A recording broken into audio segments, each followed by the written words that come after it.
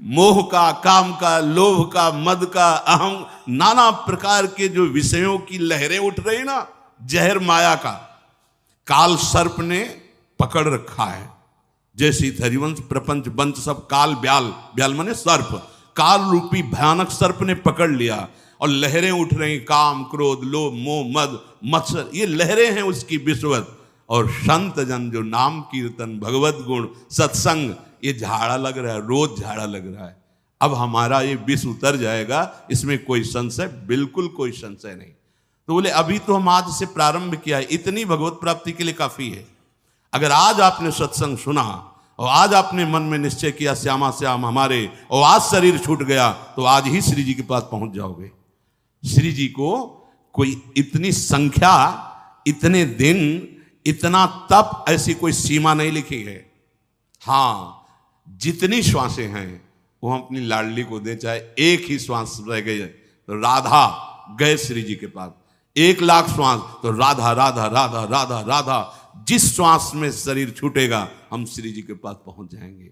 और अभी ये करना ही पड़ेगा, क्योंकि कृपा शक्ति ने घेर लिया है पक्का। जिसे आपको नहीं दिखाई दे रहा तो अगर वो सूक्ष्मदर्शी जिसके पास दूर से दिखाई दे रहा कि कीटाणु फैले हुए हैं, ऐसे ही कृपा ने अपना जाल फेंक रखा है। हम सब कृपा रूपी जाल में फंस चुके हैं। माया जाल से मुक्त करने के लिए कृपा ने अपना सुदृढ़ जाल फैला दिया और माया को कह दिया कि तेरी जितनी ताकत हो खींच के दिखा, तेरे जाल में दम है या मेरे जाल में दम है। तो सदैव जय कृपा की हुई है, माया की नहीं। अब हमारे ऊपर कृपा का जाल पड़ गया है, भागना चाहो तो ले भाग सकते हैं, फंस गए। कृपा ने अधीन कर लिखा। सुनते थे कि वृंदावन पकड़ लेता है, पर सोचते थे कैसे पकड़ लेता है। हम चाहे तो अभी जा सकते हैं वृंदावन से, कैसे पकड़ लेता है। जब पकड़ लिया ना तो हम चाहे भी तो नहीं जा सकते, चाहे भी तो नहीं, जीना चाहे तो जी नहीं सकते, बाहर से भी और भीतर से भी नहीं जी सकते वृंदावन के बिना। पकड़ लिया वृंदावन ने, सच्ची मानिए। हमारे ऊपर भगवत, हमारे ऊपर का मतलब हम सबके ऊपर अब भगवत कृपा का विधान लागू हो चुका है। सबसे बड़ी सिद्धि हमें प्राप्त हो गई। क्या? हम कृपा आश्रित और कृपा कवच से सुरक्षित हो गए। ये हम नहीं कह रहे कि ये सद्गुण आ गया इसलिए आप सिद्ध हो गए।